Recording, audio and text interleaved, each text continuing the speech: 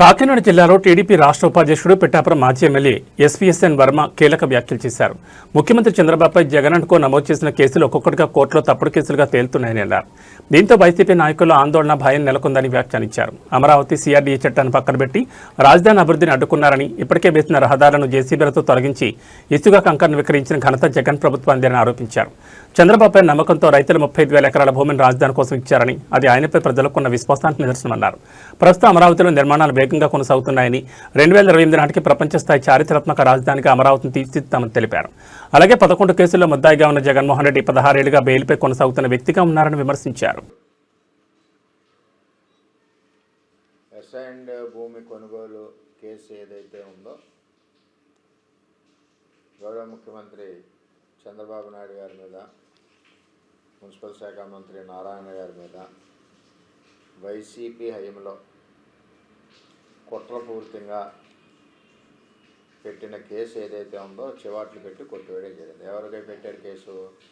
ఆళ్ళ Ramakrishna Reddy YCP MLA CRDA చట్టం 2016లో తీసుకొస్తే 2021 వరకు మరి ఆయన ఎక్కడున్నాడో, మరి ఎక్కడైనా మందు కొట్టి పడుకున్నాడో తెలీదు. 21 వరకు ఏమీ మాట్లాడకుండా 21లో వైఎస్ఆర్ జగన్మోహన్ రెడ్డి గారి ప్రభుత్వం వచ్చినప్పుడు ఏదో అవినీతి జరిగిపోయింది, అసెంబ్లీ భూములు కొనుగోలు దీంట్లో అని చెప్పి ఒక కుట్రపూరితమైన ఆలోచన కొట్టివేయడం జరిగింది. దీనికి ఆ రోజు ఈ కేసు ఫైల్ చేయడానికి ముఖ్య ఉద్దేశం ఏంటంటే రాజధానిని ఆపాలి అన్నది ఒక ఆలోచన. దానికి తోడు అమరావతి రాజధాని అయితే పురోగతి ఉందో ఆ పురోగతిని జగన్మోహన్ రెడ్డి గారు వచ్చాక ఆపివేయడం జరిగింది. 3 రాజధానులు అన్నది తెర మీద తీసుకొచ్చి అమరావతిని పక్క పెట్టడమే కాకుండా అప్పటి వరకు జరిగిన అభివృద్ధి అమరావతిలో ఏదైతే ఉందో రోడ్స్ కానీ ఇవి కానీ జేసీబీలతో మొత్తం కంకర, శాండ్ ఇవన్నీ కూడా పైకి లేపి ఐరన్, ఇసుక అక్రమంగా తరలించిపోయారు. అంటే ఈ ఆంధ్రప్రదేశ్కి రాజధాని ఉండకూడదన్న దురుద్దేశంతో అటు రాజధాని రైతులను కూడా అన్యాయం చేసి వారి మీద లేనిపోయిన కేసులు పెట్టడం జరిగిందని చెప్పి నేను తెలియజేస్తాను. ఏ విధమైన అవినీతి కానీ ఏది జరగలేదు. అలాగే ఆఖరికి కంప్లైంట్ ఇచ్చిన మధుసూదన్ రెడ్డి కూడా నేను విత్డ్రా అయిపోతున్నాను, సాక్ష్యాలు ఏమీ లేదు అని ఏసీపీ కోర్టుకు తెలియజేయడం జరిగింది. కోర్టు కొట్టివేయడం జరిగింది. అంటే ఇవన్నీ కూడా చంద్రబాబు నాయుడు గారిని అప్రదిష్ట పాలు చేయాలి, ఏదో జరిగిపోయింది, ఏపీ ఫైబర్ నెట్ని ముందుకు అభివృద్ధి పదంలో వెళ్ళనీయకూడదు, ఫైబర్ నెట్ చంద్రబాబు టైంలో వచ్చింది కదా అని ఒక దురుద్దేశంతో ఒక కుట్ర చేసి కేసు పెట్టడం జరిగింది. ఇవన్నీ చూసుకుంటే చంద్రబాబు నాయుడు గారి మీద మొత్తం 22 కేసులు పెట్టారు జగన్మోహన్ రెడ్డి పరిపాలనలో. కరోనాలో వీడియో కాన్ఫరెన్స్ పెట్టి నాయకులు మా అందరికీ కూడా బాధ్యత స్కిల్ డెవలప్మెంట్ కేసు, యువతకి నైపుణ్య శిక్షణ ఇచ్చే కేసులో 377 కోట్ల రూపాయలు దుర్వినియోగం జరిగిందంటూ సిఐడి అక్రమంగా చంద్రబాబు నాయుడు గారు అరెస్ట్ చేయడం, ప్రపంచవ్యాప్తంగా ప్రజలందరూ కూడా రోడ్డు మీద రావడం, మరి ఈరోజు వైఎస్ఆర్ పార్టీ సర్వనాశనం అవ్వడం, 11 సీట్లకు పరిమితం అవడం కారణం చంద్రబాబు నాయుడు గారిని అక్రమంగా అరెస్ట్ చేయడం. దర్యాప్తు సంస్థలు కోర్టులో దాఖలు చేసిన ఛార్జ్షీట్లో చంద్రబాబు నాయుడు గారు ₹1 కూడా ఇందులో అవినీతి చేయలేదన్నది నిదర్శనం. ఇంకా న్యాయ సమీక్షలో ఉంది. ఇవి చంద్రబాబు నాయుడు గారు మీద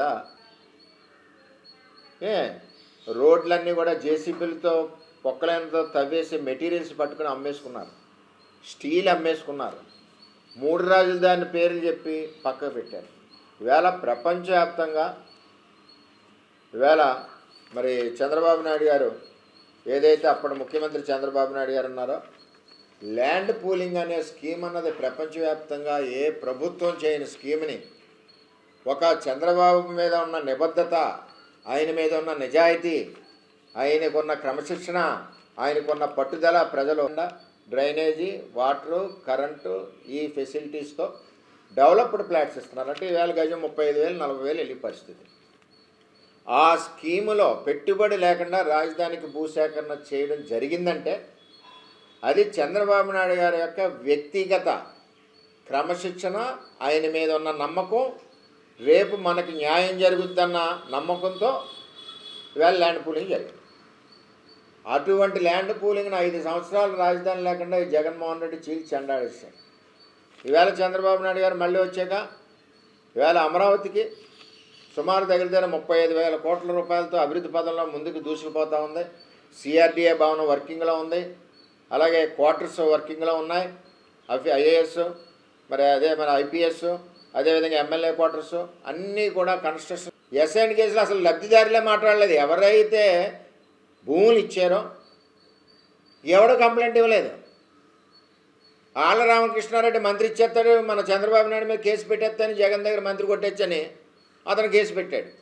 ఇవాళ చెంపచేళ్ళు మంది అన్ని కేసులు 22 కేసులు ఏదైతే ఉన్నాయో అందులో సగం కేసులు ప్రజల కోసం పోరాడిన కేసులు చంద్రబాబు నాయుడు గారు. కరోనా కేసులు 3-4 పెట్టారు, అలాగే పబ్లిక్ మీటింగ్ కేసులు 2-3 పెట్టారు, అలాగే ప్రజా సమస్యల మీద పోరాటం 2-3 పెట్టారు. ఇవన్నీ కూడా పెట్టారు. దగ్గర 2,500 కోట్ల రూపాయలతో ఇన్ని రకాలుగా అభివృద్ధి చెందుతున్నాయి. రిజర్వ్ బ్యాంకు మెయిన్ ఆఫీస్ వస్తుంది, హోటల్స్ వస్తున్నాయి, ప్రజా సంక్షేమానికి సంబంధించిన అన్ని రకాల సదుపాయాలు అక్కడ జరుగుతున్నాయి.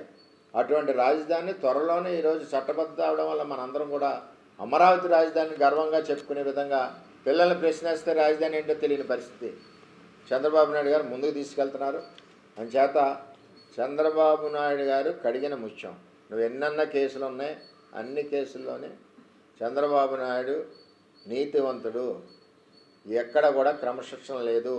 ఆయన చేసిన సిఆర్డీఏ చట్టం ఏదైతే ఉందో ఆ చట్టం ఉపయోగిస్తున్నారు. ఎవిడెన్స్ లేకపోతే ఎందుకు చేస్తారు? అది మన కూటమి ప్రభుత్వంలో చంద్రబాబు నాయుడు గారి యొక్క అడ్మినిస్ట్రేషన్. అంతేగాని వేళ తీసిపోవాలి, వరం తీసుకెళ్ళి బొక్కలేసేద్దాం, రేపు వదిలేద్దాం అంటే కాదు కదా. ఏదేమైనా డాక్యుమెంటరీ ఎవిడెన్స్ ఉండి తప్పు చేసి ఉంటే వాళ్ళకి చట్టానికి ఎవరో చుట్టాలు కాదు. చంద్రబాబు నాయుడు గారి అడ్మినిస్ట్రేషన్లో ఎట్టి పరిస్థితుల్లోనే శిక్షింపడతారు. ఈవేళ జగన్మోహన్ రెడ్డి పెట్టినవన్నీ కూడా అక్రమ కేసులు కాబట్టి చంద్రబాబు నాయుడు గారు ఈవేళ కడిగిన ముత్యంలాగా ఈవేళ హైకోర్టుకు చివాట్లాడికి పెట్టి ఇందులో ఏ విధమైన అవినీతి మరకలు లేవు చంద్రబాబు నాయుడు గారికి అని చెప్పి తెలియజేయడం గర్వకారణం, ఆనందకరం. అటువంటి నాయకత్వం ఈ రాష్ట్రం మరొక 15 ఏళ్ళు ముందుకు తీసుకెళ్తారు ప్రజలను కూడా నేను తెలియజేస్తాను. సాక్ష్య ఆస్తులు కానీ అదేవిధంగా ఆయన ఆస్తులు ఎక్కడైతే ఉన్నాయో అన్ని ఆస్తులను కూడా ఆయన పెట్టిన కేసులకి సంబంధించి సీజ్ చేయడం జరిగింది. సీజ్ చేయడం ఎందుకు చేస్తారు? అవినీతిలో ఆల్రెడీ ప్రాథమికంగా గుర్తింపబడింది కాబట్టి ఆ ఈడీ ఎన్ఫోర్స్మెంట్లో కొన్ని ఆస్తుల్ని సీజ్ చేయడం జరిగింది. ఆయన చేసిన అవినీతి అక్కడ కన్ఫర్మ్ అయింది. అక్కడ చంద్రబాబు నాయుడు గారి మీద ఏది కన్ఫర్మ్ అయింది చెప్పండి? ఆయన వేసిన కేసులో అక్కడ వేసిన కేసుల వాళ్ళే కేసు విత్డ్రా అయిపోతున్నారు. అదే నిబద్ధత చంద్రబాబు యొక్క నాయకత్వం అంటే. చంద్రబాబు నాయుడు గారి యొక్క పరిపాలన ఎక్కడ అవినీతి మరక లేకుండా ఆయన ముందుకు తీసుకెళ్తున్నారు ఈ రాష్ట్రాన్ని అని చెప్పి తెలియజేస్తారు. టీవీ నరసింహ చెప్పినట్టే ఉంటుంది. మాకు బెయిల్ ఇవ్వండి, కేసు డేట్లు తీసుకెళ్ళకుండా రానికన్నా ఉందండి ఏమైనా చంద్రబాబు నాయుడు అడగడు కదా. ఉన్నాయి కేసులు ఎన్ని పెట్టావు అన్నింటిలో న్యాయంగా పోరాడతాం, మేము తప్పు చేయలేదు కాబట్టి. ఇప్పుడు ఎలాగుంటుందంటే మావి గన్ను ఓకే ఒప్పుకున్నాం. నువ్వు అసెంబ్లీలో శాసనసభలో జగన్మోహన్ రెడ్డి గారు, అప్పుడు నేను కూడా ఎమ్మెల్యే ఉన్నాను, అమరావతి రాజధానికి చంద్రబాబు నాయుడు గారు ప్రవేశపెట్టిన ఏకగ్రీవ తీర్మానానికి చేతులెత్తి ఓటు ఎందుకు వేశాడు జగన్మోహన్ రెడ్డి? మొదటి ప్రశ్న. జగన్మోహన్ రెడ్డి తండ్రి గారి ఆస్తులు కాదు, చంద్రబాబు నాయుడు గారి తండ్రి గారి ఆస్తులు కాదు. అమరావతిలో ఈరోజు 1000 కోట్లు ఖర్చు పెట్టి రాజధాని నిర్మాణం జరుగుతూ చట్టబద్ధంగా కేంద్ర ప్రభుత్వం ఆంధ్రప్రదేశ్ రాజధాని అమరావతి అని ప్రకటన చేసాక నువ్వు మావిగన్నంటే